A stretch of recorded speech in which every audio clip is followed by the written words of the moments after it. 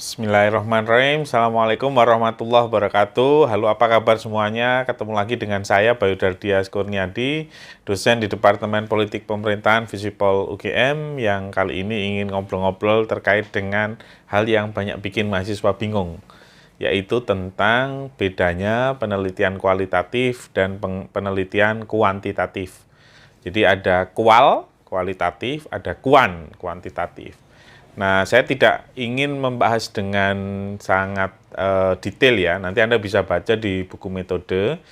Nah, tujuan bikin channel ini sebenarnya untuk menyampaikan hal-hal yang sederhana dengan cara yang sederhana. Sehingga yang rumit itu menjadi kelihatan mudah, Anda termotivasi untuk menulis skripsi, tesis, atau disertasi.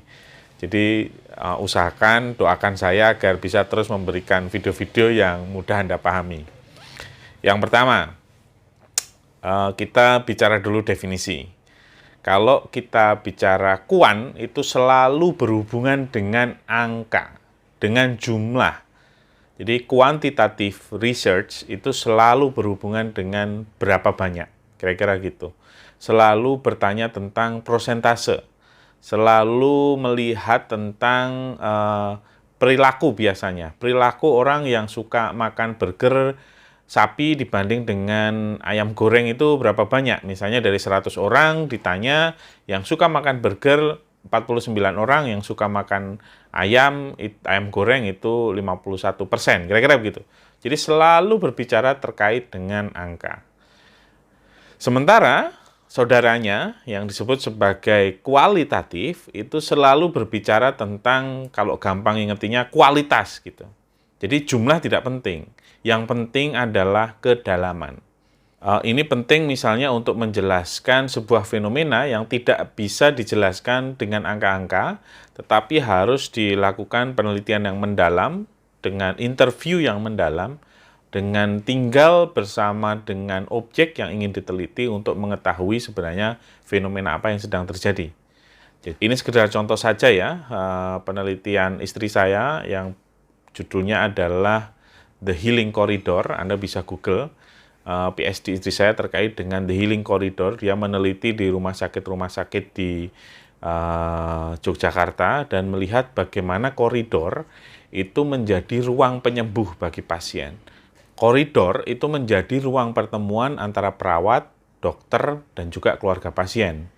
Jadi di situ seringkali ada keputusan-keputusan penting dan upaya untuk menguatkan dari sisi mental itu banyak dilakukan dari interaksi di dalam koridor itu.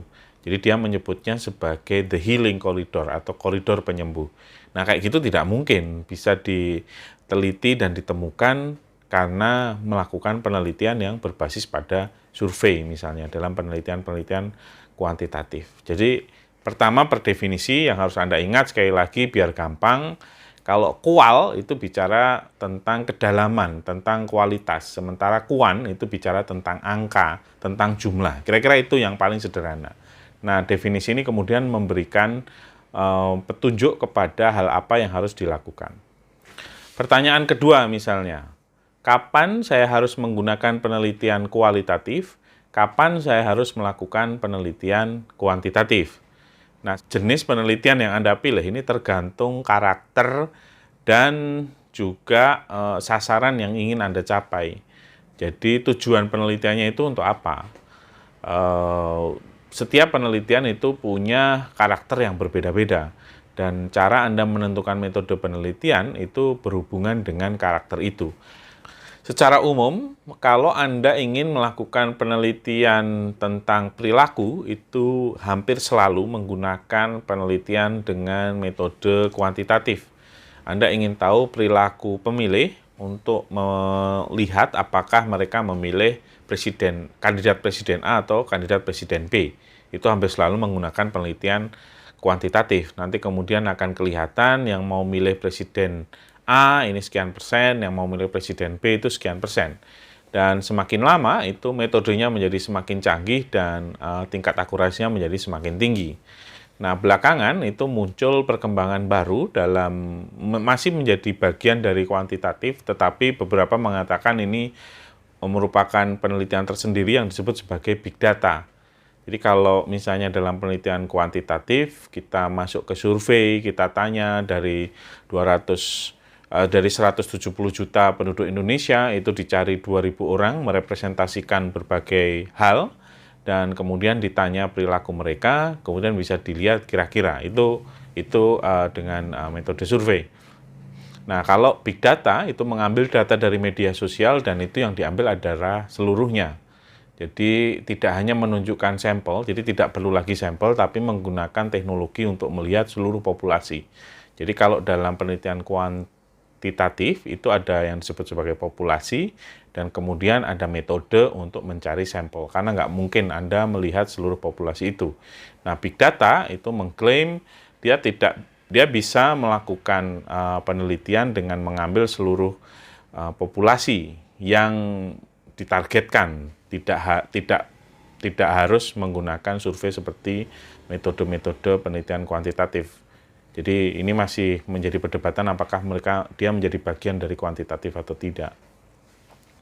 Kalau penelitian Anda ingin melihat kedalaman, Anda ingin mengorek sebuah kondisi yang sulit untuk diambil dengan metode kuantitatif, sebaiknya Anda masuk dalam metode kualitatif. Nah, dua-duanya ini membutuhkan persiapan yang berbeda. Sebagai contoh misalnya, kalau penelitian kualitatif itu metodenya relatif di awal-awal di dalam proposal itu tidak terlalu rigid. Sekali lagi, tidak terlalu rigid. Biasanya ya, sekali lagi tidak terlalu rigid. Yang penting Anda jelas mana dependent variabelnya, mana independent variabelnya, dan kemudian bagaimana cara Anda melihat hubungan antara independent variable dan dependent variable, dan kemudian Anda jelaskan cara Anda melakukannya dengan sedetail mungkin, itu sudah cukup. Tetapi biasanya dalam metode kuantitatif itu menjadi lebih rigid, karena ada metode-metode yang dilakukan. Intinya sebenarnya metode dalam penelitian kuantitatif itu dipakai untuk melihat sejauh mana sampel itu mewakili populasi. Pendeknya begitu. Nah, karena sampel itu menjadi sangat penting, makanya sangat rigid ada dalam penelitian kuantitatif. Tidak seperti penelitian kualitatif yang lebih banyak mengandalkan pada intuisi peneliti dibanding penelitian kuantitatif ya. Nah, jadi kalau persiapan di kuantitatif itu lebih ribet, lebih rigid, lebih pasti, lebih terstandar dibandingkan dengan penelitian kualitatif. Hanya saja nanti sebaliknya ketika proses penulisan, penelitian kuantitatif itu menjadi lebih mudah karena hasilnya sudah ada, Anda tinggal membahasakan saja gitu. Sementara penelitian kualitatif itu membutuhkan interpretasi yang sangat dalam sehingga prosesnya bisa menjadi sangat panjang. Jadi kalau kuantitatif itu berat di depan, kualitatif itu biasanya berat di belakang karena butuh interpretasi. Atau kualitatif itu sering disebut sebagai interpretive research. Jadi interpretasi peneliti itu menjadi sesuatu yang sangat penting. Kalau dalam penelitian kualitatif tidak begitu, karena dia hasilnya sudah ada, tidak perlu interpretasi lagi karena sudah ada angka-angkanya, tinggal membahasakan saja. Nah, itu yang terkait dengan persiapan penelitian. Nah, yang berikutnya ingin saya bahas adalah bagaimana ketika melakukan penelitian di lapangan. Dalam metode kuantitatif itu, karena tadi ya, objek penelitiannya sudah didefinisikan dan pemilihan sampelnya juga sangat jelas, jadi Anda harus mengambil sampel itu menjadi sangat rigid. Sementara pada penelitian kualitatif, metodenya bisa banyak. Kalau Anda nggak dapat data dari A, Anda bisa dapat data dari B dengan teknik-teknik yang Anda sesuaikan dengan apa yang terjadi di lapangan misalnya. Misalnya sebagai contoh, Anda ingin menginterview seorang pejabat, katakanlah bupati, tapi Anda sudah janjian berkali-kali nggak bisa ketemu. Nanti tolong Anda lihat teknik wawancara yang ada di video yang lain ya, kalau Anda berminat. Nah, Anda bisa tanya, ini sudah saya bahas sebenarnya, Anda bisa tanya ke yang lain, Anda bisa tanya sopirnya, Anda bisa tanya ajudannya gitu, untuk mendapatkan informasi yang sama. Nah, kalau dalam penelitian kuantitatif, Anda tidak semudah itu untuk men-switch ya. Misalnya Anda tentukan ada individu A dalam rumah A, yang harus Anda lakukan interview face to face misalnya, terus kemudian dia nggak ada, itu harus balik lagi ke atas, pakai metode sampling yang sudah disepakati untuk mencari responden yang lain gitu. Jadi kalau dalam kuantitatif disebut responden karena dia merespon kuesioner yang Anda berikan. Sementara kalau dalam penelitian kualitatif disebut sebagai informan karena dia memberikan informasi kepada Anda. Gitu. Walaupun Anda menggunakan wawancara yang terstruktur, tetapi tetap saja pertanyaan-pertanyaannya kalau dalam penelitian kualitatif itu lebih banyak open-ended. Jadi pendapat gitu. Sementara kalau dalam penelitian kuantitatif itu biasanya sudah close-ended, tinggal milih setuju, tidak setuju kayak gitu. Range-nya juga udah jelas ya, sangat setuju, ragu-ragu, tidak setuju, sangat tidak setuju. Biasanya ada range itu. Kalau di kualitatif itu bisa bermacam-macam gitu. Nah itu kira-kira untuk penelitian di lapangan. Karena karakter dari penelitiannya berbeda, maka strukturnya juga berbeda. Struktur dalam, walaupun ini tidak pasti ya, kadang ada boleh pinjam struktur seandainya memungkinkan gitu. Dalam penelitian kuantitatif itu strukturnya juga rigid. Bab 1 misalnya pendahuluan dan latar belakang, bab 2 misalnya terkait dengan kerangka teoritik, yang ke bab 3 terkait dengan metode, bab keempat hasil, bab kelima kesimpulan. Sesederhana itu.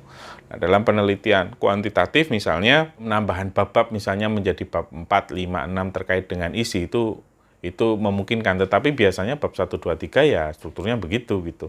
Makanya banyak video yang menyarankan untuk pembuatan bab dalam skripsi, tesis, dan disertasi itu ya bab 1 begini, bab 2 begini, bab 3 begini.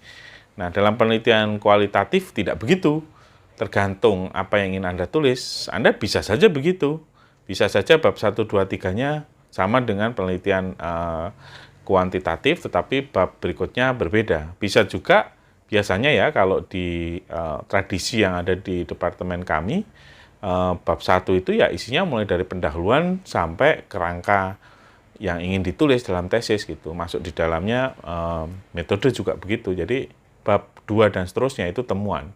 Bab 2 biasanya setting begitu, lokasi yang berhubungan dengan tema, dan kemudian bab-bab berikutnya adalah temuan. Jadi yang ditonjolkan adalah temuan interpretasi peneliti. Sementara kalau di kuantitatif, cara Anda mendapatkan sampel dari metode yang Anda pilih itu menjadi sangat penting, karena itu menjadi titik yang sangat krusial. Sementara kalau di kualitatif, titik krusialnya ada pada interpretasi peneliti terhadap hasil dari data yang dia dapatkan. Jadi sangat berbeda strukturnya. Jadi semoga saja ini menjadi bermanfaat ya untuk Anda. Jadi jangan salah struktur dan juga jangan terlalu kaku gitu. Walaupun sekali lagi kita juga mengenal apa yang disebut sebagai hybrid, gabungan antara kualitatif dan kuantitatif. Tapi kalau Anda mau melakukan penelitian yang hybrid, ya Anda pastikan Anda menguasai dulu kualitatif seperti apa, kuantitatif seperti apa, karena Anda akan melakukan dua-duanya. Beberapa teman-teman saya ini untuk studi doktor ya, yang melakukan penelitian dengan metode hybrid itu dikombinasikan. Jadi cara dia mengambil sampel untuk penelitian kuantitatif itu didahului dengan riset-riset kualitatif. Jadi penelitian sampelnya itu tidak hanya berbasis pada rumus-rumus standar dari kuantitatif, tetapi juga berdasarkan interview mendalam untuk menentukan target yang jelas. Itu metode yang pertama, kualitatif dulu baru kuantitatif. Metode yang kedua, menggunakan penelitian kuantitatif dulu, jadi disurvei dulu, terus kelihatan angka-angkanya, persentasenya, dan kemudian didalami dengan interview untuk lebih tahu detail terkait dengan persoalan. Jadi kuantitatif dulu baru kualitatif. Hanya hasil berupa angka dulu baru kemudian didalami dengan interpretasi peneliti. Tentu saja ini sah-sah saja kalau Anda melakukan, tapi ini bukan penelitian yang mudah untuk melakukan dua itu, karena Anda harus bisa hidup di dua alam, dan untuk di dua alam Anda harus paham dua-duanya. Kira-kira begitu. Semoga bermanfaat untuk Anda yang sedang menulis dan melakukan penelitian. Tetap semangat, selalu ada solusi untuk setiap persoalan. Terima kasih. Assalamualaikum warahmatullahi wabarakatuh.